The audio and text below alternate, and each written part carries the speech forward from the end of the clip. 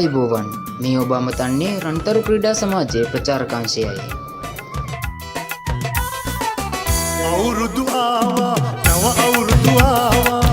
අවුරුදු ආවා නව අවුරුදු ආවා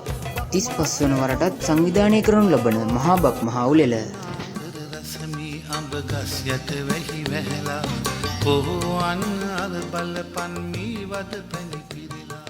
කමහරහා දිවීම අලියට ඇස තැබීම ඉදිකටුවට නූල දැමීම මෙවර බක් මාස 15 වන දින මහජන ක්‍රීඩාංගණයේදී